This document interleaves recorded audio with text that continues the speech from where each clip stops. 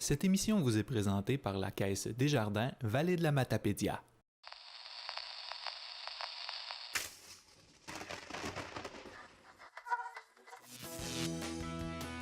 Bonjour et bienvenue à votre émission d'actualité matapédienne bien branchée. Cette semaine dans l'édition du 28 septembre 2018.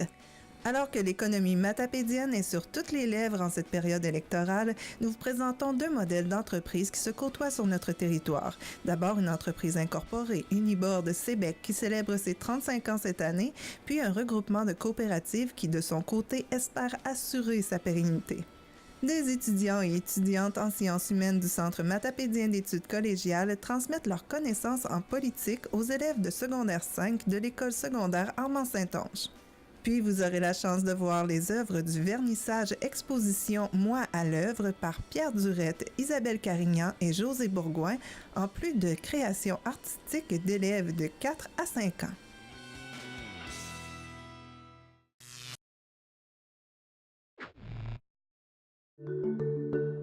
Les Petits Gourmets de ma cour, c'est 350 bénévoles qui mettent en place 3 restaurants extérieurs. Ce sont 150 jeunes qui sont les serveurs, qui sont les maîtres d'hôtel, aides cuisiniers, qui travaillent pour redonner aux jeunes qui sont dans le besoin. La valeur la plus importante, c'est de montrer à nos jeunes de s'impliquer dans leur communauté, de s'impliquer en donnant du bénévolat. Je pense que c'est la richesse d'une communauté. Le bénévolat a changé la dynamique de notre famille. Maintenant, on est une maison de quartier. On est la maison du quartier. Ce que nous souhaitons, ce serait que d'autres communautés s'inspirent de notre expérience. J'aimerais leur dire merci. Merci d'avoir cru au projet. Je crois qu'on a inculqué le message qu'aux Petits Gourmets dans ma cour, il n'y a pas d'âge.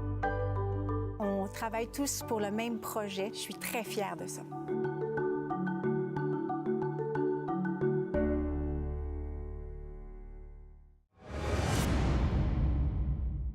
Bonjour chers auditeurs et auditrices. Dans toute joute électorale, l'économie est un sujet incontournable. Pour dresser un portrait actuel de deux secteurs d'entreprise très présentes sur notre territoire, nous vous présentons d'abord Uniboard Sébec, suivi d'un regroupement de coopératives. Je suis ici ce matin au nom de deux collègues. Je suis ici d'abord au nom de Dominique Andelade, qui est ministre de l'Économie, de la Science et de l'Innovation, et de mon collègue Luc Blanchette, qui est ministre de la Forêt et de la Faune au Québec. Chez nous, voyez-vous, on travaille en équipe. On est, comme on dit au Québec, on est tricoté serré, on travaille ensemble.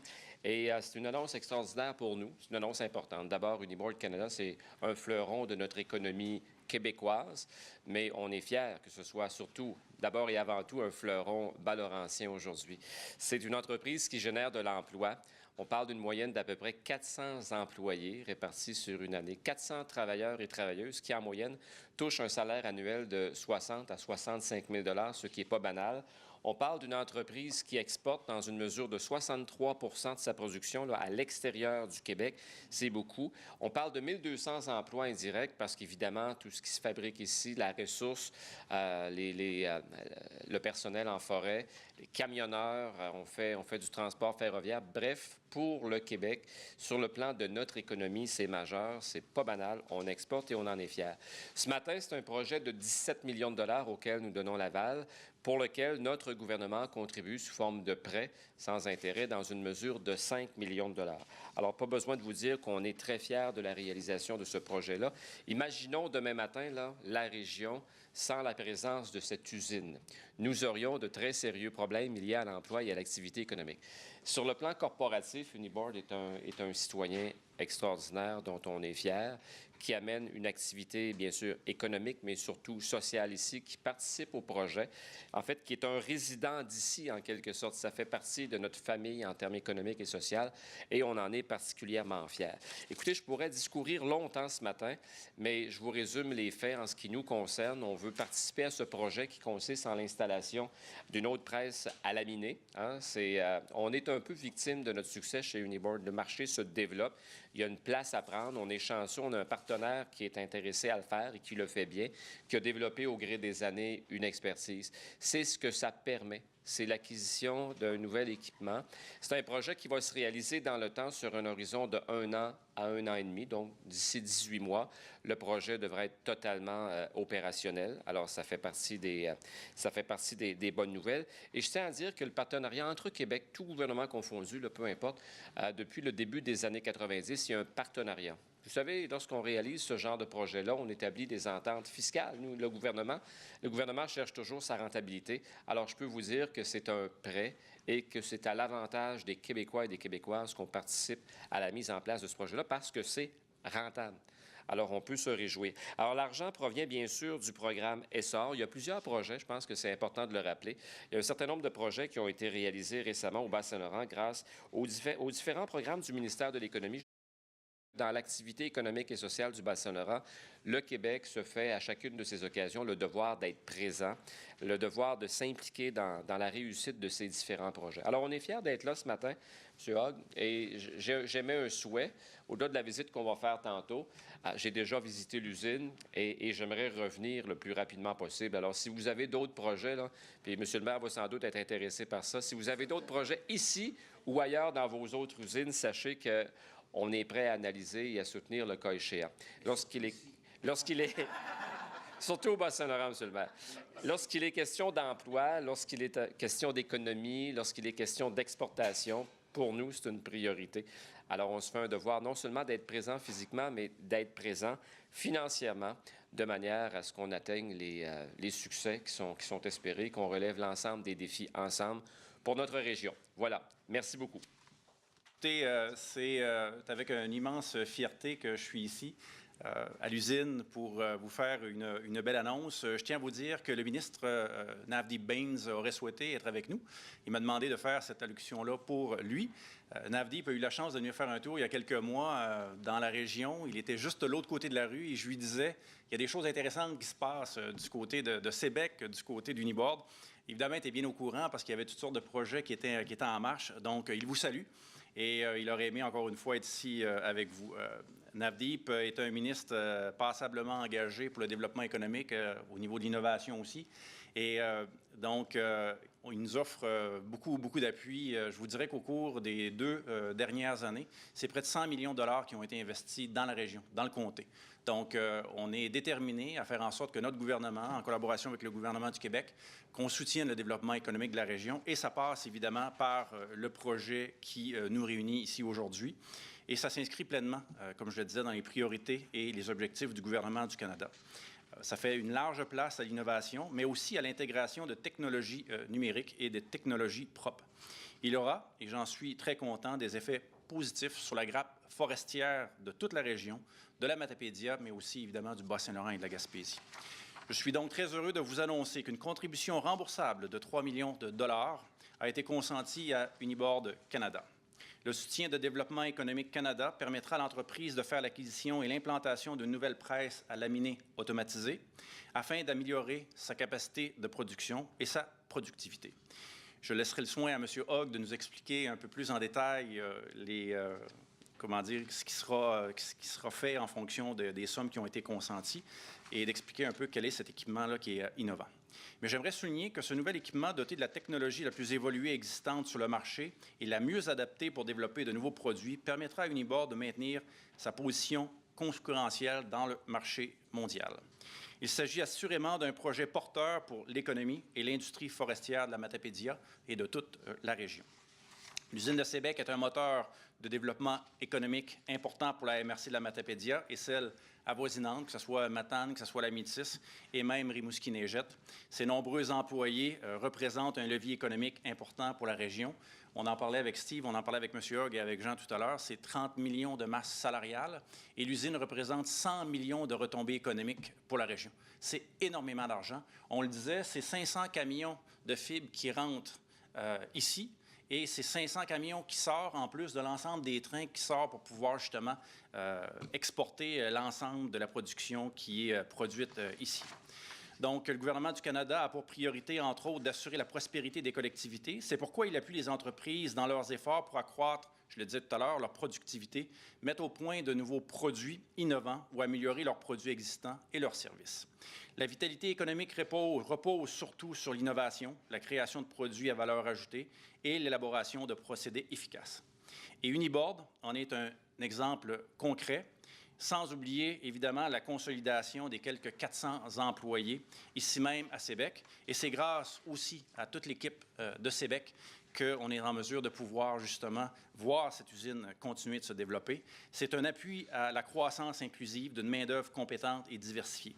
Et je disais tout à l'heure, je ne sais pas si vous êtes au courant, on a notre gouvernement, et j'ai travaillé très, très fort sur ce dossier-là avec M. Hogg, avec l'ensemble de l'équipe d'Uniboard, avec l'Association des producteurs de panneaux composites. Vous savez, en 2005, il y a eu un ouragan incroyable aux États-Unis. Et cet ouragan-là a fait en sorte que des gens ont dû être déplacés. Il y a eu des constructions de maisons préfabriquées. Et on s'est rendu compte, au cours des mois où ces gens-là ont habité dans ces maisons-là, ces gens-là sont tombés malades. Et on s'est rendu compte que c'était la résine qui faisait la colle des panneaux composites qui était composée de formaldéhyde et qui donnait des irritations, des problèmes respiratoires à ces gens-là. Et le gouvernement américain, curieusement, a été très proactif dans cette démarche-là suite à différents reportages. Et ils ont développé des mesures réglementaires pour limiter les émissions de formaldéhyde. Et j'ai été approché pour pouvoir examiner cette question-là avec le gouvernement du Canada parce qu'on avait des normes, mais des normes qui n'étaient pas obligatoires. Donc, j'ai travaillé avec mon équipe, avec l'ensemble des députés du gouvernement du Canada, et j'ai déposé une motion au cours des derniers mois pour justement s'assurer que les émissions de formaldéhyde puissent être contrôlées comme celles des Américains. La réglementation américaine va rentrer en vigueur au mois de juin, et je peux vous dire que déjà le gouvernement du Canada travaille en consultation avec, évidemment, les gens d'Uniboard, avec les associations représentantes, justement pour pouvoir s'assurer qu'on ait une réglementation similaire à celle des États-Unis. Et c'est important parce que c'est pour protéger la santé des Canadiens, mais c'est aussi important pour le développement économique, justement pour éviter que, après l'implantation d'une réglementation américaine, qu'il y ait des produits asiatiques soient dompés ici au Canada. Donc, tout ça pour vous dire que vous avez avec vous un allié. Le gouvernement du Canada est un allié. Le gouvernement du Québec est un allié. Donc, tous ensemble, en équipe, on travaille pour assurer le développement économique de notre région et aussi, évidemment, assurer la santé des Canadiens. Donc, je suis convaincu que la vision de votre équipe, M. Hogg, Steve, et l'expertise qu'il y a ici dans cette organisation-là est un gage de réussite pour l'avenir. Je vous remercie et je vous souhaite une excellente journée. Avant de procéder avec l'annonce de l'investissement, le sujet principal, permettez-moi de juste donner aussi publiquement un grand merci à Rémi Massé pour le travail qu'il vient d'expliquer, ses efforts personnels. C'était lui qui a utilisé son projet de loi pour avancer le dossier d'harmonisation de la norme canadienne avec celle nouvelle norme des États-Unis qui était une évolution de la norme de Californie pour aligner le Canada et aussi l'usine de Sébec avec un marché d'exportation très, très importante pour les États-Unis avec celle norme du Canada qui va exister dans un avenir proche. On n'est pas arrivé à la version finale, malheureusement, mais on va arriver. Sans Rémi Massé, on n'était même pas débuté. C'est un grand merci pour votre implication personnelle. Retour aujourd'hui à Sébec et à notre annonce. Notre usine de Uniboard Sébec a déjà fait face à beaucoup des défis de l'environnement forestier du Bas-Saint-Laurent et de la Gaspésie. Ça fait 35 ans cette année qu'on est en production. En 82, les travaux ont commencé, le premier panneau est fait, mais la production a vraiment débuté en 83. Et il y a quelques-uns, les plus vieux, qui se rappellent probablement encore d'une certaine déception que ce n'était pas une papeterie, c'était une usine de panneaux. Le monde ne sait pas quoi faire avec, mais je pense 35 ans plus tard, ça semble avoir le meilleur choix qui a été fait dans la vallée de Matapédia. On est encore ici, on engage encore 400 personnes et on est prêt à se battre pour les défis dans l'avenir. Après une courte période de stabilité depuis 2012, nous sommes maintenant confrontés avec des perturbations et aussi des défis majeurs. Une fois de plus, notre industrie, l'industrie de panneaux composites et de la mélamine, se dirige vers une période de croissance rapide de l'offre. Malheureusement, pas de la demande des panneaux particules aux États-Unis. Qui va inonder le marché temporairement, notre marché aussi.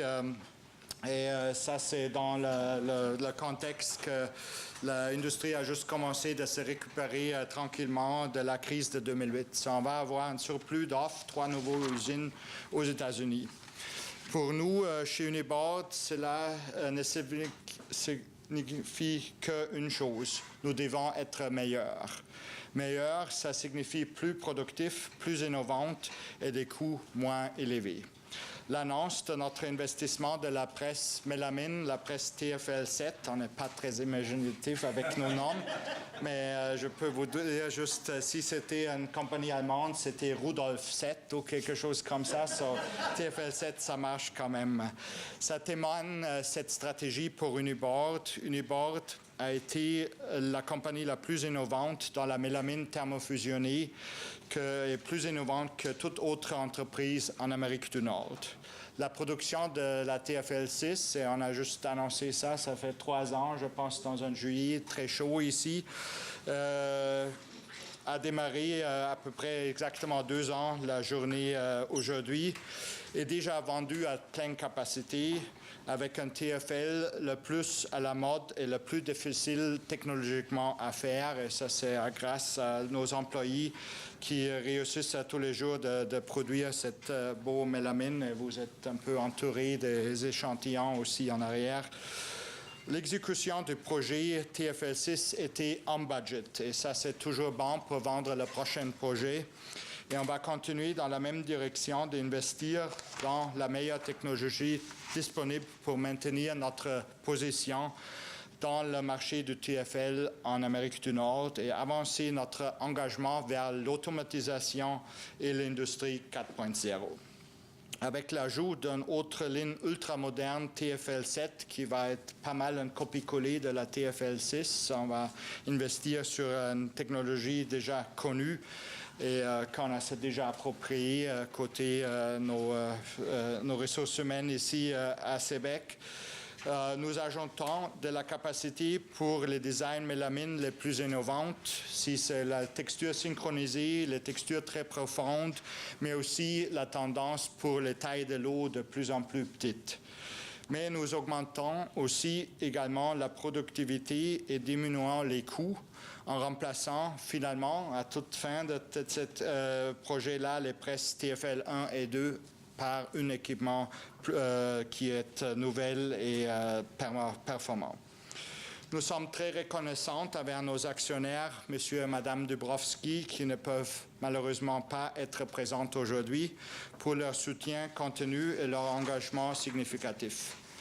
Merci à l'équipe de Québec qui aura besoin de réaliser ces projets tout en améliorant ses opérations en cours. Ça n'arrête jamais.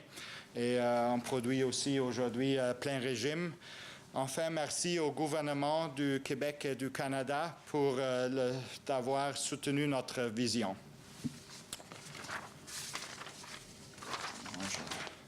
Nous pourrons compter sur l'innovation, la fierté de la vallée et l'engagement de l'équipe Uniboard.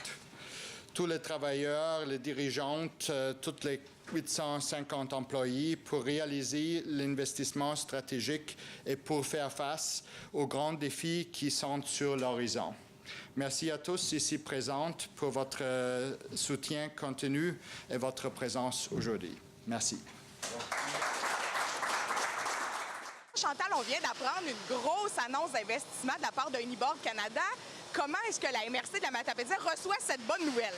Bien, on ne pourrait pas dire qu'on n'est pas content. À chaque fois qu'il y a une bonne nouvelle, on est content.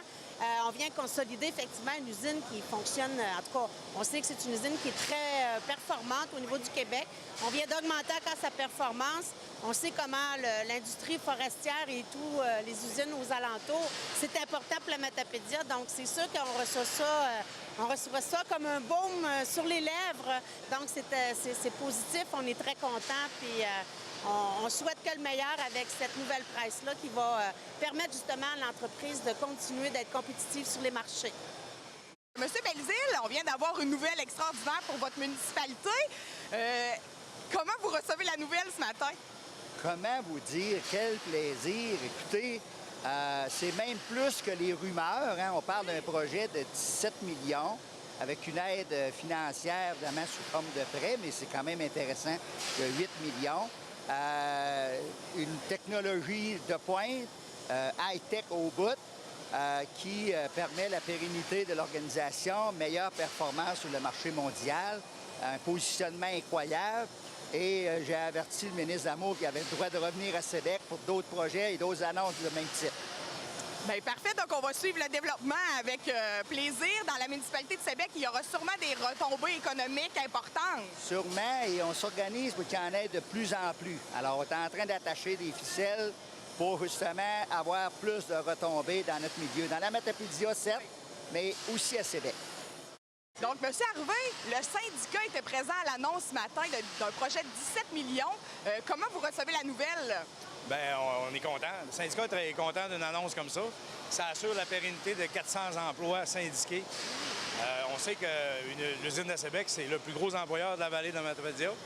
Puis, il faut rester à la fine pointe de la technologie pour se battre contre la concurrence également. Donc, on est content. Franchement, on est content. Est-ce que vous pensez que une nouvelle presse va amener de nouveaux emplois ici?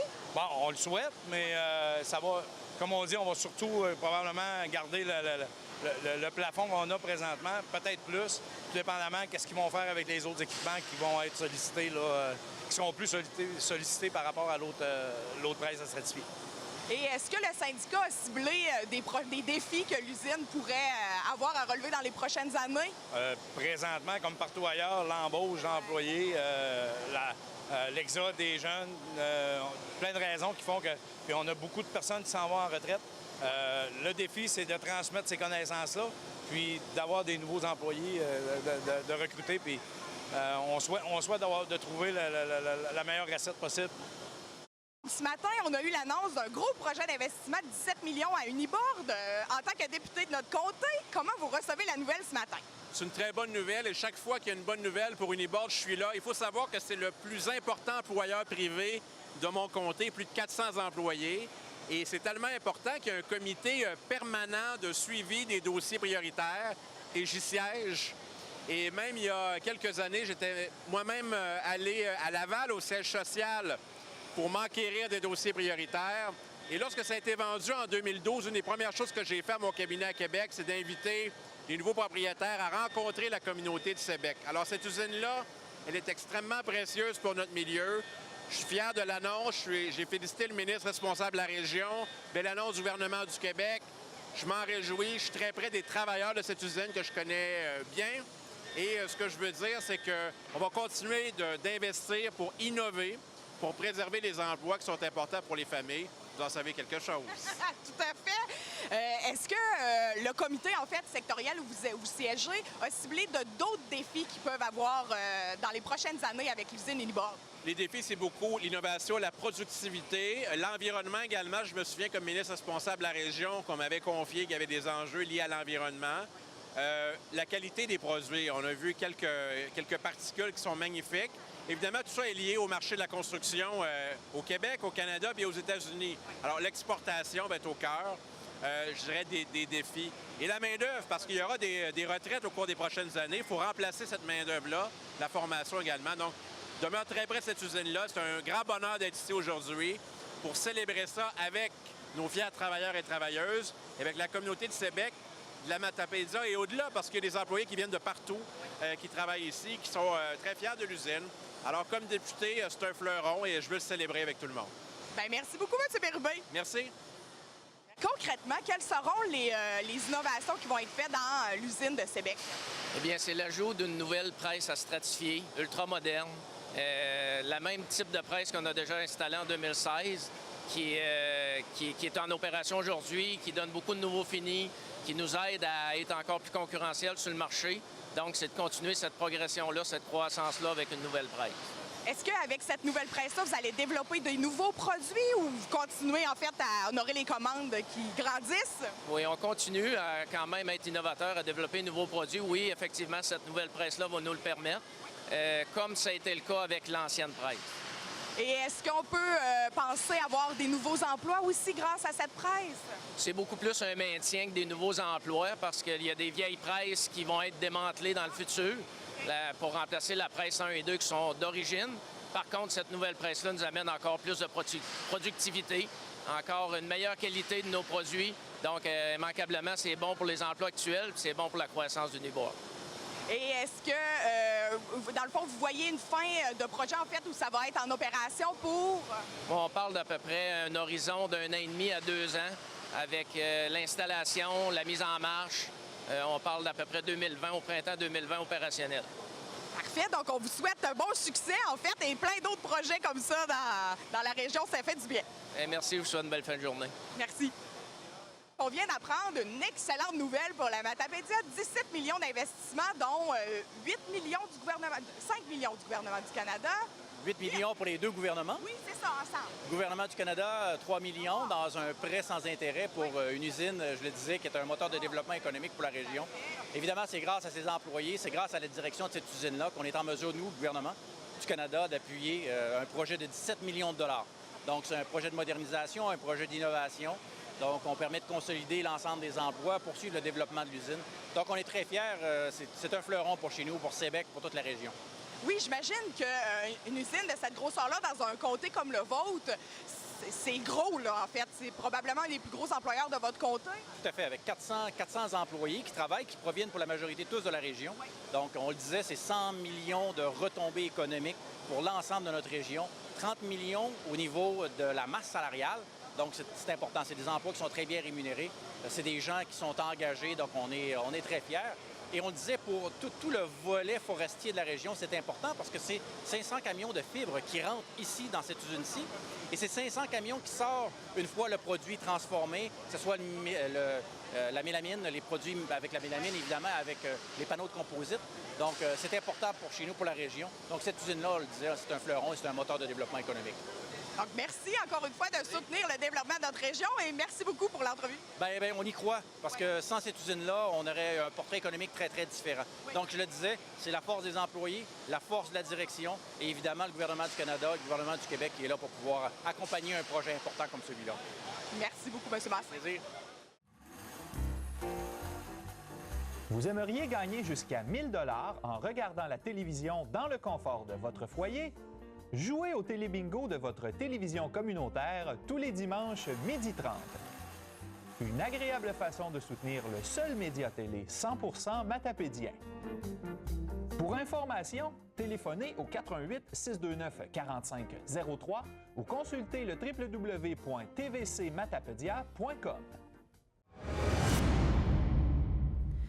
Les entreprises incorporées qui comptent autant d'employés qu'Uniboard sont plutôt rares dans la Matapédia. Le modèle qui se fait de plus en plus présent est coopératif. Une bonne façon de réussir, c'est de s'unir. Voici le projet d'alliance des coopératives d'alimentation de la Matapédia et d'Avignon.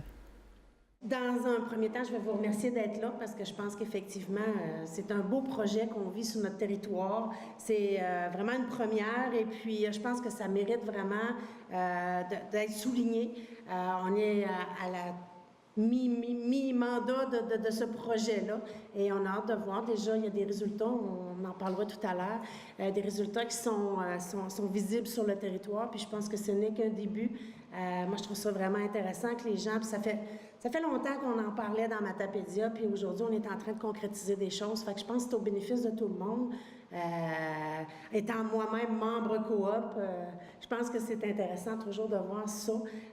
C'est des belles entreprises, c'est nos coops, puis je pense que ça mérite aussi d'être souligné. C'est au service de nos gens, c'est la proximité aussi. Donc, moi, je suis très heureuse de voir que ce projet-là prend de l'ampleur dans Matapédia, puis prend son dénouement même parce que c'est une toute première. Alors, j'ai hâte de voir les résultats plus concrets. J'ai le plaisir d'être présente aujourd'hui au nom de la MRC Avignon, qui a à cœur d'être partenaire des projets de son milieu. C'est cette volonté d'être partenaire des entreprises, des coopératives, des organismes d'Avignon qui a poussé la MRC à soutenir les 3 coopératives des plateaux afin qu'elles puissent se joindre à celle de la Matapédia pour cette démarche qui est celle de l'Alliance. La coopérative de solidarité et de développement de Saint-François, la coopérative de consommation de Saint-Alexis de Matapédia et la coopérative de Saint-André se sont jointes au groupe de la Matapédia depuis le 29 mai dernier. Donc, elles avaient manqué les premières rencontres, mais elles ont rapidement rattrapé le bateau. Et ça, grâce à l'appui de la MRC qui les a appuyées dans ce projet, justement. Ces coopératives jouent un rôle important dans la vie des habitants des plateaux et de la Matapédia. Avoir ce dont on a besoin près de chez nous, c'est vraiment important. La démarche dont il est question aujourd'hui, c'est un bel exemple de collaboration entre les entreprises locales. Donc, c'est un exemple novateur d'entraide qui va au-delà des limites de la MRC. Nous croyons au grand potentiel des gens d'ici qui, avec cette démarche, peuvent mettre en commun leurs efforts pour trouver des solutions réellement adaptées à notre situation régionale. C'est important de souligner qu'il s'agit ici de la première occasion où toutes les entreprises se réunissent et partagent leurs préoccupations, tout comme leurs projets de développement. Aujourd'hui, nous sommes heureux de présenter un bilan de mi-parcours positif de ce projet pilote de l'Alliance des coopératives de services de la Matapédia et des plateaux. Donc, on a parlé de l'ajout des coopératives du secteur d'Avignon. La MRC Avignon a participé financièrement. On remercie les gens de la MRC. Et nous, à la Caisse, on est très heureux que les coopératives du secteur des plateaux se joignent à l'entente, puis à cette belle concertation, parce qu'au 1er janvier 2018, on a regroupé le secteur de Matapédia, les plateaux, dans notre coopérative. Alors, on était contents de ce regroupement-là parce qu'on a des affinités naturelles, les gens de Matapédia, les plateaux. D'ailleurs, les membres ont voté en faveur de ce regroupement-là parce que c'est facile de travailler ensemble. On a des affinités, point de vue géographique, toutes sortes d'affinités. Alors, c'était comme naturel aussi que ces coopératives de services-là se joignent à l'entente, puissent bénéficier de l'expertise des gens qui sont autour de la table pour bonifier leurs services, s'assurer des services de proximité. Et dans notre politique d'investissement dans le milieu, c'est un volet qui est soutenu, celui de soutenir les services de proximité. On s'est arrimé un peu à ce que la MRC de la Matapédia offrait donc aux coopératives et on est content de pouvoir le faire aussi pour les gens du secteur d'Avignon. Donc, on a ajouté un montant financier pour permettre d'offrir ces services-là aux gens de Matapédia, les plateaux. Et déjà, on voit qu'à mi-parcours, quand on a décidé de mettre des sous dans cette entente-là, on espérait fortement qu'il y ait des résultats positifs pour nos coopératives parce que, on le sait, la coopération, c'est dans notre ADN. Puis, on est content que dans la vallée, il y ait beaucoup de gens qui partagent ces valeurs coopératives-là avec nous. Donc, on se disait, en mettant des sous, on espère qu'on va pouvoir consolider, même développer nos coopératives. Et déjà, on voit qu'après peu de mois, c'est le cas. Alors, ça nous fait vraiment plaisir. Puis, on espère qu'on va pouvoir continuer à coopérer longtemps ensemble. Donc, voilà pour notre portion des jardins. Puis, pour parler justement des résultats, sans plus tarder, j'inviterai M. Patrice Blais, qui est directeur régional coopérative de la Coopérative de développement régional du Québec. Il va nous parler de plusieurs sujets, donc les objectifs du projet pilote, les étapes de réalisation, puis également les résultats attendus. On en parle depuis le début, il y a beaucoup de beaux résultats. Donc, on a hâte d'entendre Patrice nous livrer ces résultats-là. D'emblée, j'aimerais tout simplement d'abord souligner la présence de partenaires de 4 coopératives ici. D'abord Saint-André, à ma droite ici, le Club Coop d'Amqui, la Coop de Saint-Vianney aussi, et la Coop de Saint-François. Donc, vous voyez déjà, on a la présence de 4 coopératives sur les 10 participantes au projet qui sont ici présents. Également, le mot « alliance » est un mot qui est vraiment très porteur. On a comme acronyme depuis quelque temps le projet ACAMA. Alors, qui va comme suit, Alliance des coopératives d'alimentation de la Matapédia et d'Avignon. Alors, depuis qu'Avignon s'est joint, C'est un beau mot, il me semble que c'est marketing, projet ACAMA. C'est un projet que, je le rappelle, unique au Québec. Et pour m'exprimer un peu en québécois, je dirais que c'est le plus meilleur projet d'intercoopération de l'histoire du Québec. Pourquoi? Parce que ça regroupe 10 coopératives locales de services de proximité en alimentation. Ça regroupe également 3 partenaires nationaux du monde de la coopération, que sont Desjardins, que sont la CDRQ et la Fédération des coopératives d'alimentation du Québec. Ça regroupe 2 MRC et ça va chercher aussi la participation de 2 autres partenaires nationaux qui sont le Conseil québécois de la coopération et de la mutualité et le ministère de l'Économie, des Sciences et de l'Innovation. Est-ce que j'oublie quelqu'un? Je pense pas, je pense que j'ai nommé tout le monde. Alors, on est aujourd'hui à mi-mandat. Concrètement, cet après-midi, la 5e rencontre va avoir lieu et il y a 9 rencontres de prévues jusqu'au 31 mars 2019. On est, je vous le dis, exactement là où on voulait être dans notre plan de match en janvier dernier, aujourd'hui. Chaque coopérative a réfléchi, a discuté de ses enjeux. Chaque coopérative a identifié personnellement dans chaque coop qu'est-ce qui pouvait créer problème et qu'est-ce qui pouvait être fait. Donc, la dernière rencontre au mois de juin, on a travaillé, chacune des coops, chacun des représentants de chaque coop a un petit plan d'action, une petite planification stratégique. Alors, chaque coop a identifié des actions concrètes et je vais vous en parler. Et plus précisément, je vais vous donner une coupe d'actions pour chacune des coops présentes ici, parce qu'on les a prises en œuvre. Alors, à Saint-Vianney, par exemple, concrètement, on a dit qu'on aimerait travailler sur notre gouvernance, qu'on aimerait améliorer aussi notre membership, ajouter un nouveau service, par exemple, quincaillerie ou autre. Alors, il y a un sondage à venir également sur les produits, par exemple, prêts à vendre, nouveaux produits, exemple de produits des nouveaux produits qui pourraient être vendus à la coop. Et on parle également d'actions pour récompenser leurs membres, reconnaissance avec des activités annuelles, peut-être 2 fois par année. Alors, c'est du concret qui est sorti lors de la rencontre du 12 juin. À Saint-André, augmenter la rentabilité, par exemple, évaluer la possibilité de changer les heures d'ouverture, cibler les bénévoles, approche personnalisée, attirer la clientèle touristique, combler leurs besoins, apprendre à les connaître, se faire connaître et faire de la recherche sur leurs besoins et avoir un produit niche aussi exclusif à Saint-André. Ensuite de ça,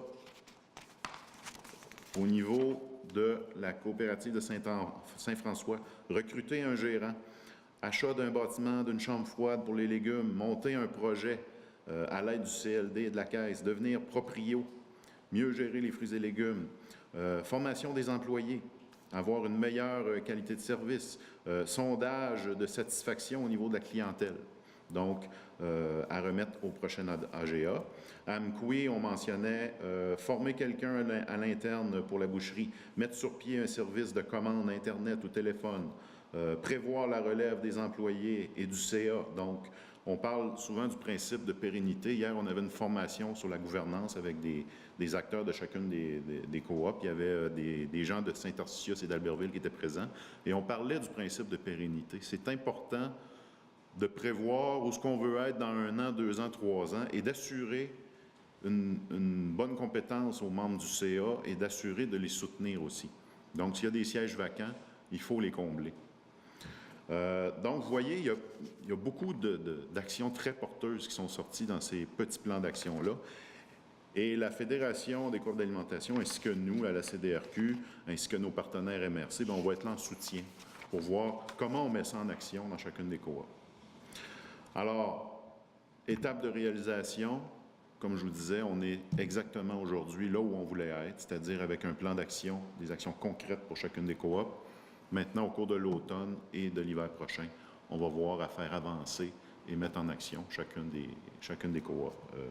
Et comment, on va voir aussi cet après-midi comment on peut soutenir ces gens-là dans l'atteinte de leurs résultats. Alors, ben voilà. Je pense que c'est pas mal, ça fait pas mal le tour pour l'instant du mi-mandat. On va sans doute avoir à refaire une conférence de presse suite à la fin du projet pour annoncer qu'est-ce qui se sera passé et comment ça aura avancé aussi. Voilà. Écoutez, je risque de répéter un peu ce que Patrice disait plus tôt. C'est vraiment le fun de voir. Premièrement, c'est issu d'une intercoopération à l'origine, puis ça a commencé avec une intercoopération, avec un vœu d'intercoopération d'Amqui aussi, tout ça. Puis nous, on est entré dans ce projet-là grâce à nos amis de la CDR qui nous ont tendu la main et puis qui nous ont alignés dans le droit chemin. Puis maintenant, ce qu'on voit, c'est probablement le projet initial d'une foule de projets partout au Québec qu'on va voir. C'est très, très important de supporter tous les marchés de proximité au Québec. Moi, dans la dernière année, je l'ai sillonné beaucoup, notre province. J'ai vu des gens extraordinaires travailler farouchement à faire survivre ces commerces-là dans des milieux. Et puis, les meilleurs employés, je ne le dirais pas ailleurs, mais on les trouve dans vos coopératives. Vous avez un cœur immense et puis juste à vous parler, c'est motivant pour nous. Et puis, sachez qu'on va s'assurer que votre projet, que vous soyez fiers des projets qui vont suivre le vôtre. Non seulement du vôtre, mais aussi vous allez pouvoir dire peut-être dans 5 ans, bien, tous les autres projets au Québec, bien, j'ai fait partie du premier, puis j'ai aidé à ce que ce soit un succès. Fait que c'est toujours plaisant pour nous, surtout pour Luc. Vous voyez plus Luc de mon équipe travailler. Hein.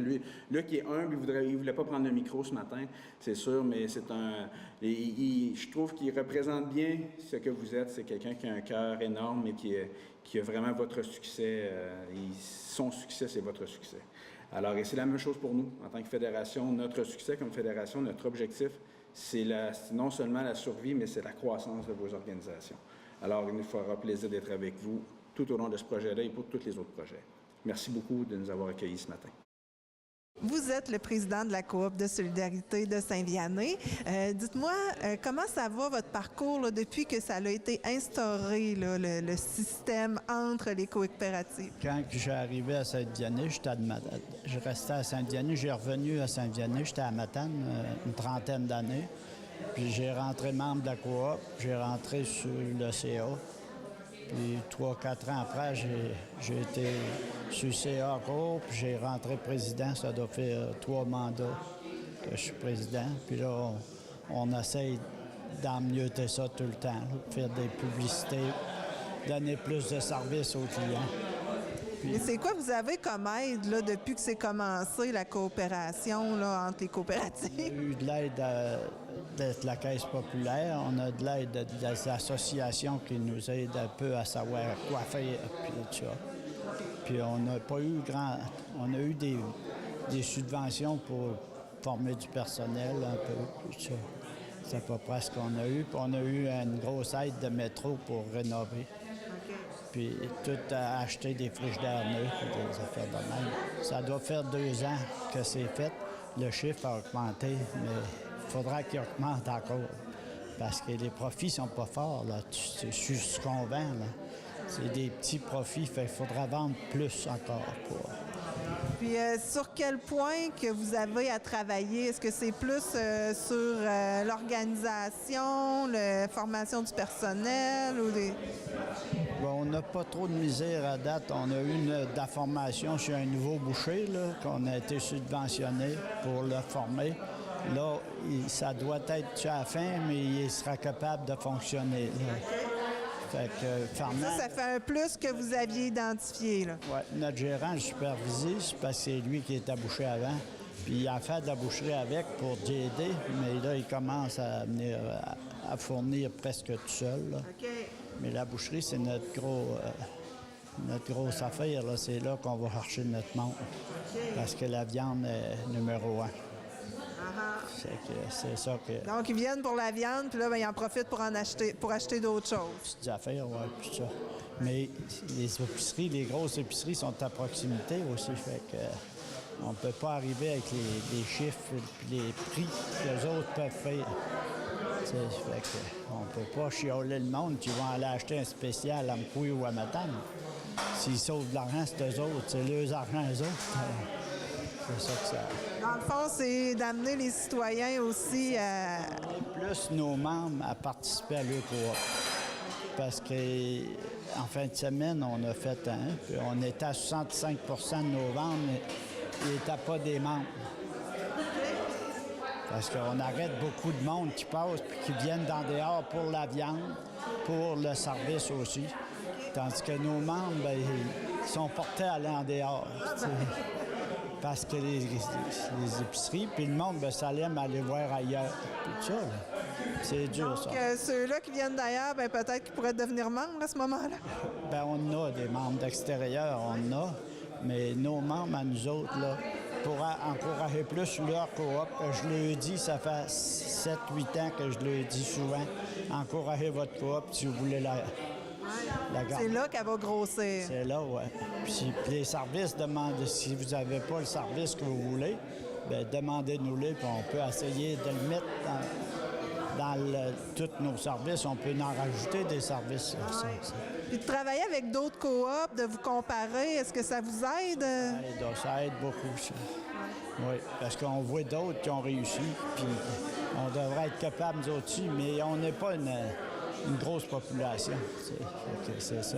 Mais là, vous êtes tous un peu les coops dans le même bassin de population pas mal. Oui. Parce qu'à Saint-Noël, là, ça va bien, nous autres. Mais ça fait longtemps. Puis ils sont bien organisés aussi. Fait qu'on essaye de suivre exemple sur les autres. Ouais. C'est ça. Ah ben on a hâte de voir l'évolution là, dans quelques mois encore. Merci. Bye.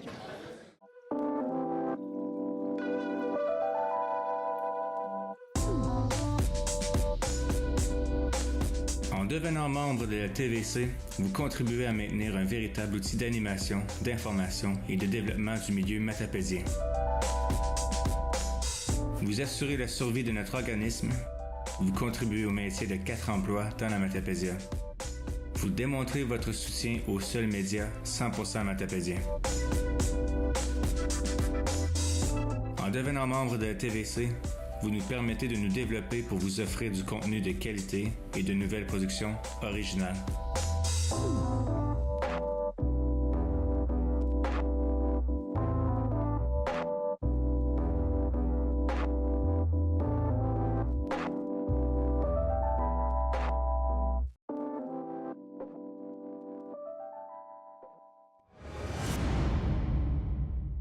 Nous sommes présentement à l'école secondaire Armand-Saint-Onge parce que les étudiants du CEMEC en sciences humaines ont décidé de transmettre leur savoir en politique aux étudiants de secondaire 5, ici même. Alors, nous les rencontrons. Dominique, c'est la première fois que ça se fait, des jeunes, tes étudiants qui viennent enseigner aux étudiants de secondaire 5 ici à l'école Armand-Saint-Onge. Dis-moi, qu'est-ce que ça a été comme préparation, tout ça?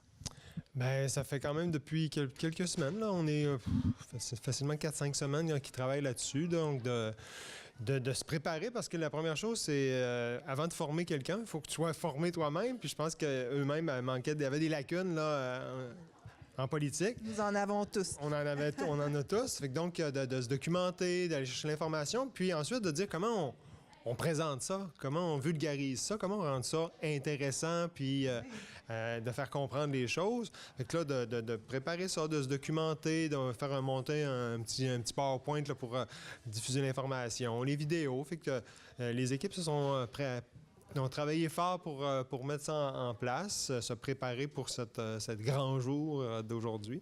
Donc, oui, donc ça a travaillé fort depuis le début. Là. Et la réception au niveau des professeurs ici, j'imagine que ça a été bon? Bien, c'est avec Jean Albert qu'on a eu un contact, puis avec lui, il y a tous les étudiants de 5e secondaire. Donc, quand je lui ai proposé l'idée de revoir ses étudiants, parce que c'est des étudiants qu'il a vu passer aussi, puis de les faire venir dans sa classe. Lui, il trouvait ça vraiment intéressant, puis ça rentrait bien dans le cadre du cours là, qui est monde contemporain. Et donc, il disait, c'est parfait, là, il m'a ouvert la porte et il a ouvert la porte aux étudiants sans problème. Donc, tes étudiants et étudiantes vont vraiment être prêts pour le vote le 1er octobre? Je pense que plus que jamais, en tout cas, pour certaines, c'est peut-être un premier vote. Puis, c'est sûr que ça a été un incitatif à écouter un peu l'actualité, à suivre un peu les candidats. Hier, il y avait le débat des candidats dans la Matapédia. Donc, certains ont participé, ont venu voir ce qui est... Fait que je pense que ça a été... ça a moussé l'intérêt de leur part, puis je pense qu'ils vont tous aller voter. Je ne sais pas pour qui, mais ils vont pas tous aller voter le 1er octobre. Alors, merci beaucoup. Une belle initiative. Bravo. Merci. Puis, nous avons demandé aux étudiantes de commenter leur expérience. Moi, avec mon équipe, je m'occupais du système politique québécois en général. Dans le fond, on a sorti les éléments qui représentaient plus qu'est-ce qu'on voulait dire, puis qu'est-ce qu'on voulait vulgariser aux étudiants, là, aux élèves de secondaire 5. Et toi, en secondaire 5, penses-tu que ça t'aurait été vraiment utile d'avoir une présentation comme ça? Bien honnêtement, non, mais parce que j'étais pas vraiment intéressée à voter. T'sais, à 17 ans, tu penses pas vraiment tout de suite au vote parce que techniquement, t'as pas encore le droit. Mais je pense que qu'est-ce qu'on a fait, ça va vraiment aider. En tout cas, ça va plus... Les ouvrir un peu à ça. C'est ça, les ouvrir au monde politique là, pour plus tard. Au début, honnêtement, moi, je savais pas grand-chose. C'est pas quelque chose qui m'intéressait nécessairement.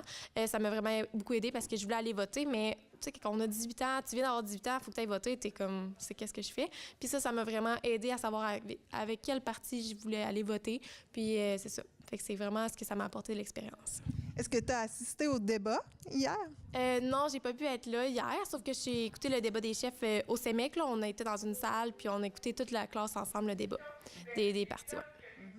Je crois que les gens semblaient plus ou moins intéressés. Là. C'est sûr qu'il y en a qui s'intéressent plus que d'autres à la politique. En secondaire 5, c'est sûr qu'on n'a pas l'âge. J'ai trouvé que certains semblaient plus ou moins réceptifs à ce qu'on leur montrait. Je crois aussi que la présentation, ça durait quand même plusieurs minutes. Au début, les gens étaient plus réceptifs, alors qu'à la fin, je pense qu'il y en a qui ont plus décroché que d'autres. Oui, mais c'est sûr que là, c'était la première année aussi. Vous allez pouvoir vous ajuster. Mais c'était quand même assez dynamique. Là. Vous aviez plusieurs vidéos. Ouais. Parle-moi des vidéos que vous présentiez, là, ce que vous êtes allé chercher. Oui, dans le fond, en fait, on expliquait en gros c'était quoi. Puis on avait l'appui des vidéos là, pour confirmer ce qu'on avait dit. Puis aussi, avec un appui visuel, c'est vraiment... ça aide aux jeunes à comprendre. Dans le fond, les vidéos parlaient beaucoup là, des fonctions d'un député, pourquoi voter. Puis dans le fond, ça tournait autour de la politique, évidemment. Est-ce que toi, ça t'a donné plus le goût d'aller voter? Ah, définitivement. Là, pour vrai, au début de ce projet-là, je connaissais rien à la politique. Puis je suis vraiment en mesure d'aller voter, puis même que mon choix est pas mal fait, là, ouais. Moi, je faisais des recherches avec mon équipe sur les différents partis politiques au Québec, surtout les principaux, là, le Parti libéral, le Parti québécois, les plus connus. Puis c'est ça, on s'informait sur c'était quoi les valeurs qui prônaient, c'est qui les chefs, c'est quoi aussi les candidats dans notre circonscription à nous. Puis c'est ça, leur promesse électorale. Donc, ça t'a probablement permis d'en apprendre beaucoup et de t'aider aussi à démêler tout ça. Oui, vraiment, ça m'a beaucoup aidé à choisir aussi plus quel parti, moi, il me ressemblait, puis pour les futures élections qui s'en viennent bientôt, là, le 1er octobre. Oui. Finalement, nous avons rencontré l'enseignant responsable de la classe de secondaire 5, M. Jean Albert. Monsieur Albert, vous êtes enseignant de quoi ici? Je suis enseignant de secondaire 4 en histoire et du secondaire 5 en monde contemporain. Monde contemporain, c'est les groupes que vous venez de voir là, au niveau de la politique qu'on a parlé tantôt. Et qu'est-ce que vous enseignez au juste, les thèmes que vous enseignez? Normalement, on en avait 5, là, ils nous ont réduit à 3. Donc, on enseigne population, on enseigne richesse, tension et conflit. Donc, ils ont enlevé le pouvoir, puis ils ont enlevé l'environnement. Ça, c'est le gouvernement qui a fait ça. C'est pas vous qui avez décidé ça. Mais là, vous n'avez aucune place, dans le fond, qui est vraiment déterminée pour la politique. Non, zéro.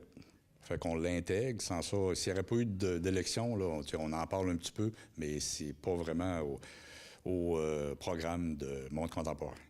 Donc, les jeunes du CEMEC étaient vraiment bienvenus dans votre cours. Bien, non seulement qu'ils sont bienvenus, mais je dis souvent à mes jeunes, en secondaire 4 et en secondaire 5, les décisions que ces personnes-là vont prendre, qui vont vous représenter, bien, c'est votre demain. Puis demain, dans votre tête, à eux autres, c'est loin. Mais j'ai dit, celui qui va prendre un cours au niveau de DEP, peu importe, c'est dans 2 ans. C'est ça, le demain. Fait que j'ai dit, les personnes qui vont prendre des décisions, bien, ça va, c'est vous autres qui allez vivre avec. Fait que de se déplacer et d'aller voter. Puis on sait très bien que 18 à 35 ans, c'est ceux qui votent le moins. Fait qu'on essaye de les sensibiliser, mais on fait ce qu'on peut. Tu sais, là, moi, je lui dis, je vais voter à chaque fois, je fais mon devoir. Je lui dis souvent, j'avais un bon chum. Puis à un moment donné, le lendemain des élections, il est venu me voir. Puis là, il chialait sur les partis politiques. J'ai posé une question. J'ai dit, est-ce que tu es allé voter? Il m'a dit non. Ben, j'ai dit, ferme ta gueule. Ça va être dans 4 ans que tu vas pouvoir donner ton opinion. Parce qu'entre-temps, tu l'as donné à moi et à tous les autres qui se sont déplacés et qui sont allés voter. Fait que Mais là, pas à la bonne place. Tais-toi. Fait que là, j'ai plus d'amis. Mais les jeunes vont avoir aussi un travail à la suite de la présentation d'aujourd'hui. Oui, ils ont sorti à me gaver d'informations concernant les 7 partis politiques. Puis après ça, je leur demande s'il y aurait l'opportunité de voter, pour lequel ils voteraient. Puis, Et pourquoi? Puis ils me donnaient leur opinion personnelle. Ça peut être des valeurs, ça peut être au niveau familial, ça peut être au niveau de la vallée. On sait très bien que dans la vallée, ça nous prendrait toutes des petites industries. Je le dis souvent que ça prendrait toutes des petits panvals, mais dans d'autres secteurs d'activité que le panneau gaufré, là. Mais avant ça, on avait des petits moulins, puis ça aidait. Il y avait toujours 30, 35, 40 personnes qui travaillaient pour ces industries-là, puis ça faisait rouler l'économie, puis on gardait tout le monde.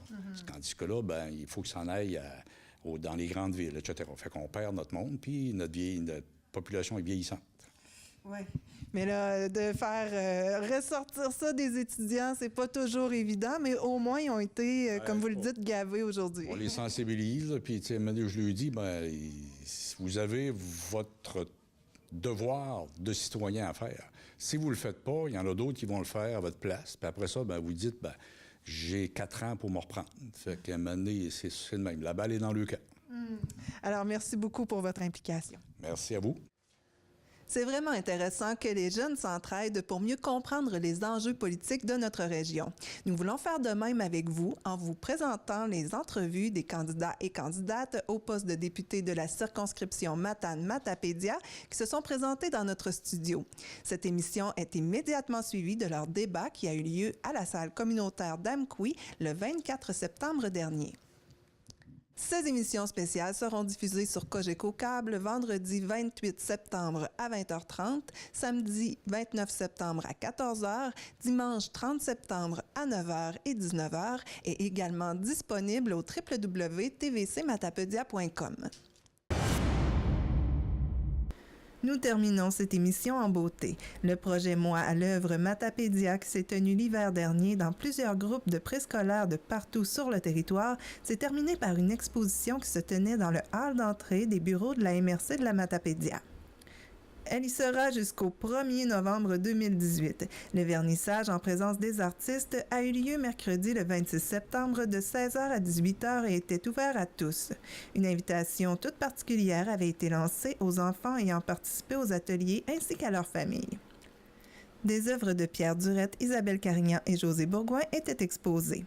Ces œuvres intégraient des créations artistiques réalisées par les 150 jeunes qui ont vécu Moi à l'œuvre Expérience vivante de création, un projet créé par le Centre d'art de Kamouraska et présenté dans la Matapédia dans le cadre de l'entente de développement culturel soutenue par la MRC de la Matapédia, le ministère de la Culture et des Communications du Québec, la Caisse des Jardins Vallée de la Matapédia et Cosmos Matapédia.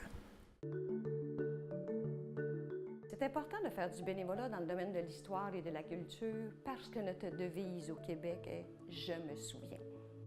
Je suis une fille passionnée qui aime avoir les mains dans les archives, qui aime être au cœur de l'histoire. Les moments qui me procurent le plus de joie lorsque je fais du bénévolat, c'est lorsque les gens arrivent avec leur fonds d'archives. C'est toute leur vie qu'ils viennent partager avec nous. C'est vraiment précieux, ces moments-là. Les gens sont vraiment émus de nous remettre leurs archives. On demeure impliqués dans notre communauté. C'est un don de soi qui nous apporte beaucoup de satisfaction personnelle. J'aimerais dire que les médecins devraient prescrire du bénévolat. C'est le meilleur antidépresseur que je connaisse. Le bénévolat, c'est le plus bel héritage qu'on peut laisser à notre communauté, à nos enfants, pour en faire des citoyens engagés un jour. C'est ce qui conclut cette émission. Je terminerai en vous rappelant 2 actions importantes à faire d'ici notre prochain rendez-vous. Jouer au Télébingo ce dimanche à 12h30 et voter le 1er octobre. Profitez de ce droit que nous avons la chance d'avoir. Bonne semaine. Informatique Bar-Est assure l'entretien du parc informatique de votre TVC. Informatique Bar-Est offre un service informatique résidentiel, commercial et industriel.